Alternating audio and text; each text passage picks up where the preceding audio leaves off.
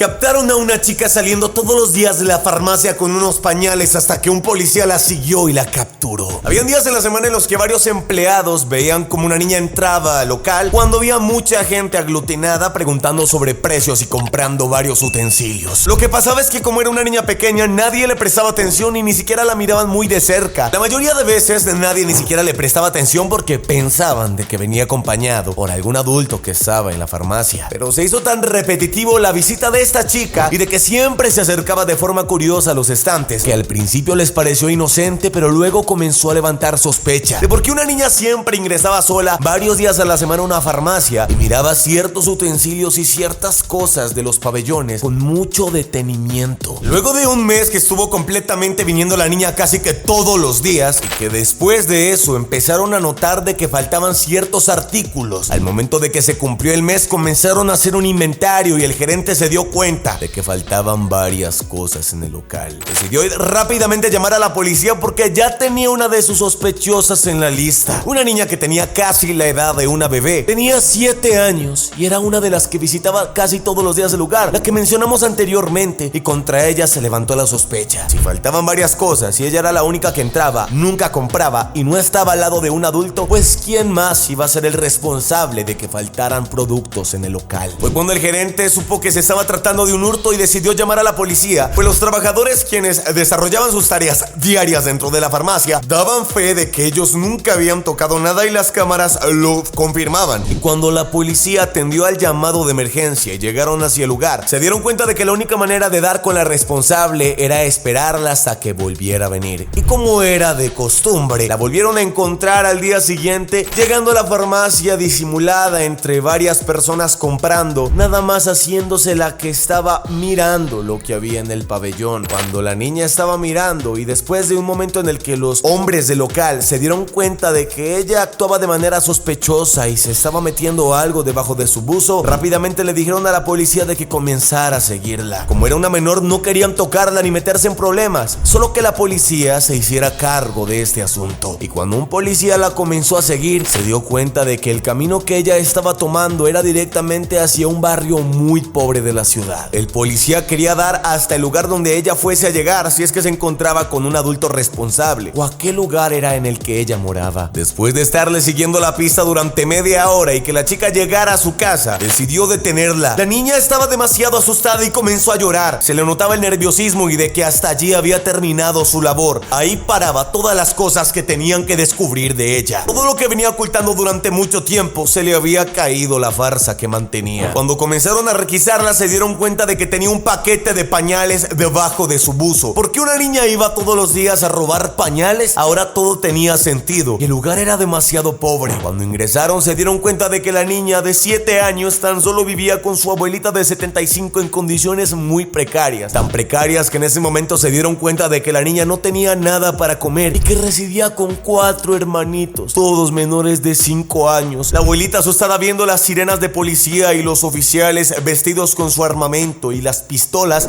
se asustó un poco y casi se sobresalta. Parecía de que le iban a arrestar a ella porque ella era la responsable de las menores. Pero el oficial, al darse cuenta y ver este panorama tan desolante de cómo estas humildes personas vivían en condiciones tan precarias, habló con la abuela. Ella le explicó que su hija era la madre de esta chiquilla, la cual habían encontrado cometiendo este robo, pero que lamentablemente la madre las había abandonado y que ella decidió hacerse cargo de todos sus hermanos y que no habían tenido para comer durante varios días y que habían días en los que tan solo comían un pepinillo o quizás se hacían un arroz con agua o hasta en ocasiones se iban a la cama sin nada que comer. El oficial, con un nudo en la garganta y con sus ojos llenos de lágrimas, supo de inmediato de que había que actuar de una manera más que la ley, de forma humana y moral. La niña no tenía por qué haber robado los pañales, pero con 4 hermanos en casa y con una abuela muriéndose de hambre de una condición tan mayor, era algo justificable lo que había hecho. Es decir, era muy evidente la razón por las que la hacía esta chica y no simplemente por hacerlo de forma malintencionada. La niña completamente desolada, llorando y todos sus hermanitos bebés confundidos. El oficial decidió no tomar cargos contra la niña, llevarla hacia la farmacia y pagar lo que se había llevado. Este fue el caso del oficial Bennett Jones, que es un novato de la policía, el cual mostró simpatía hacia la madre y le compró 2 paquetes de pañales. Con la niña tuvo un gesto muy humano en el cual la llevó hacia un supermercado y les compró las despensas despensas para que comieran durante 2 meses con sus hermanos, leche en polvo para alimentarlos, y a la abuela le dio un poco de dinero para que se pudiera alivianar todos estos días en los cuales ella estaba tan enferma y se pudiera comprar medicinas. El oficial también decidió reportar el caso hacia un refugio de niños, el cual se encargaba de los niños más necesitados del lugar y que necesitaban una mano. El caso del oficial se volvió rápidamente viral porque mostró una vez más de que todavía hay fe en la humanidad. Pero tienes que mirar el caso de un padre que ve a una niña hablar con la cerca de su casa y llamó a la policía cuando se da cuenta del motivo. En un tranquilo barrio suburbano, Jason Nagley, un devoto padre, se alarmó cada vez más por el peculiar comportamiento de su hija. Laurie, de 6 años, había desarrollado una rutina inusual de conversar con la cerca del patio trasero todos los días, exactamente a las 4:30 de la tarde. Preocupado por su bienestar, Jason decidió tomar el asunto en sus propias manos. Inicialmente, Jason descartó el comportamiento de Laurie como una típica imagen infantil de solo imaginación, pero cuando se topó con una carta misteriosa, supo que necesitaba ayuda más allá de sus propias capacidades. Sus sospechas crecieron al observar la regularidad de las visitas de Laurie, independientemente de si estaba dentro o afuera. Se decidió a desentrañar el misterio. Jason decidió colocar cámaras discretas para monitorear las interacciones de sus hijas. Las imágenes, sin embargo, lo dejaron desconcertado. No había señales de que nadie al otro lado de la valla estuviera hablando con su hija menor. Pareciera como si estuviera hablando con el aire. Pasaron los meses y las preocupaciones de Jason se convirtieron en una búsqueda incesante de respuestas. Su investigación descartó la posibilidad de un amigo imaginario, dejándolo con una sensación de malestar persistente. Descubrió que la casa vecina estaba vacía y que no había habitado allí una persona desde hacía meses, lo que generó escalofriantes posibilidades sobre con quién o con qué se estaba comunicando Laurie. Mientras el peso de la incertidumbre se apoderaba de él, Jason tomó la difícil decisión de prohibirle a Laurie aventurarse en el patio trasero. No podía evitar el temor de que su hija pudiera estar en peligro. Las alguna vez juguetonas protestas de un niño fueron reemplazadas por llorosas súplicas de libertad. Entonces se produjo un gran avance. Al revisar las imágenes, Jason notó un detalle sorprendente que inicialmente había pasado por alto. Fue una revelación que lo cambiaría todo. Oculta dentro de las grabaciones había evidencia de la presencia de un adulto, oculta por el tronco de un árbol cercano. Jason tomó medidas rápidas y se puso en contacto con la policía y les proporcionó pruebas cruciales. Meses después, la investigación terminaría en lo siguiente. Había un hombre que estaba siendo muy buscado en el lugar, sospechoso de varios casos de desapariciones forzosas de personas que vivían en el lugar. Al parecer, el hombre se ganaba la confianza de los más allegados al barrio, comenzaba a ganarse la confianza de todos para ingresar discretamente a sus casas, cada vez más un paso más cerca de comer con ellos en la misma mesa. Y después que se ganaba la confianza de todos, arremetía de la peor manera posible. Comenzaba a desaparecer las personas de la familia sin que nadie se diera cuenta. Las llevaba hacia su apartamento y después hacía cosas horribles con los niños del hogar. Las intenciones del hombre eran acercarse cada vez más a la niña. En realidad, ella no estaba hablando con él. Desde lo lejos, esta al parecer le enviaba ciertas cartas. ¿Te acuerdas del papel que se encontró el hombre cuando te empecé a hablar de esta historia? Pues esa carta al parecer contenía ciertos garabatos de un niño con perritos para que él pudiera entrar y hacer reír a las niñas de la zona, y así que ellas lo vieran como alguien amigable. El hombre ya lo estaba consiguiendo. Cada vez más estaba aprovechando los descuidos del padre, en el que éste dejaba que la niña jugaba en el patio y él se acercaba en ángulos en el que la cámara no podía captar el rostro de ella, comunicándose con el hombre. Ya el hombre estaba haciendo al parecer un hueco entre las rejas de la casa para así infiltrarse y llevarse a la niña con él y hacerlo peor. Gracias a Dios y a la rápida actividad del padre, logró observar cómo un descuido de él fue trascendental para darse cuenta de que el tronco de la casa abandonada, que era vecina de él y colindaba directamente, era el lugar donde éste se escondía todos los días y todas las noches para estar más atento a la actividad de las casas cercanas y seguir perpetrando sus actos, hasta que uno de los vecinos se dio cuenta del hombre escondido entre la casa y rápidamente lo arrestaron y se lo llevaron. Mira cómo una madre encontró mordeduras humanas en la espalda de su hijo, hasta que descubrieron esto y llamaron a la policía. Una pareja de Estados Unidos tenía un problema, pues necesitaba quien cuidara a sus 2 hijos de 2 años, así que buscaron una guardería económica ubicada cerca de su casa en South W.Y. Road. Lo que siguió fue un incidente angustioso que dejaría en obra, con visibles marcas de mordeduras con el tiempo. El 1 de marzo de 2013, después de recoger a Noah de la guardería, Francisco notó marcas inusuales en los brazos de su hijo. Preocupado por lo que estaba viendo, se acercó a uno de los empleados de la guardería y le preguntó si aquellas marcas eran efectivamente mordeduras. Luego denunció esto contra los profesores. No fue hasta más tarde esa noche, durante el baño de Noah, que Victoria Delgado descubrió el alcance total de las heridas de su hijo. Encontró 6 marcas de mordiscos adicionales en su espalda, una vista que le rompió el corazón. No era demasiado pequeño para contar lo que le había sucedido en la guardería, lo que dejó a sus padres lidiando con preguntas angustiosas. A raíz de este descubrimiento, los padres de Noah buscaron atención médica para su hijo y los llevaron al hospital, donde los médicos confirmaron que las marcas eran efectivamente el resultado de mordeduras humanas. Si bien las lesiones físicas eran motivo de preocupación, la angustia emocional de un niño de 1 año y medio que no podía expresar su dolor se sumó a la angustia de la familia. A medida que la noticia de este incidente se difundió en internet, personas preocupadas expresaron su indignación y simpatía. Muchos se preguntaron cómo los gritos de Noah no habían sido escuchados, considerando el trauma físico que había sufrido y mental, pues haber sufrido tanto dolor y no poder decírselo a nadie debe ser traumatizante. Toda la gente estaba impulsando a la familia a buscar justicia para su hijo. Cuando Francisco informó inicialmente de las marcas de mordidas al empleado de la guardería, estos afirmaron que no se había informado de tal incidente en el centro. El empleado dijo que solo podían proporcionar un informe de lo que pasó, ya que el maestro responsable de los niños no había estado por ese día. Esta respuesta dejó desconcertados a los padres, ya que creían que la guardería debería haberles pedido que completaran un informe de incidente similar si las marcas de mordedura hubieran ocurrido en casa. La guardería tiene la responsabilidad de defender al menor, y en caso de que éste de cualquier forma tenga marcas, tienen que estar preocupados y buscando la policía. Si bien este fue el primer incidente de esta naturaleza, había habido preocupaciones previas en la guardería. 2 semanas antes, Noah había sufrido una lesión en el lado de su cabeza. Cuando regresó a la guardería al día siguiente, el personal pidió a los padres que llenaran un informe del incidente. La inconsistencia en el manejo de tales momentos aumentó las frustraciones de la familia. Victoria Delgado se acercó al director de la guardería después de descubrir las marcas de mordeduras en la espalda de su hijo. El director se disculpó y prometió revisar las imágenes de la cámara de seguridad para determinar qué era lo que había pasado. Sin embargo, la directora también afirmó que ella no estaba presente en la guardería el día del incidente, y hasta la fecha la familia no había recibido una llamada del director informándole de que había visto ya las cámaras de seguridad. Algo raro estaba pasando. Querían buscar justicia. Victoria denunció el incidente hasta en la policía y se puso en contacto con varios canales de noticias. Sin embargo, la dirección de la guardería se negó a hacer comentarios cuando el canal de noticias llegó hasta el lugar. Los abuelos preocupados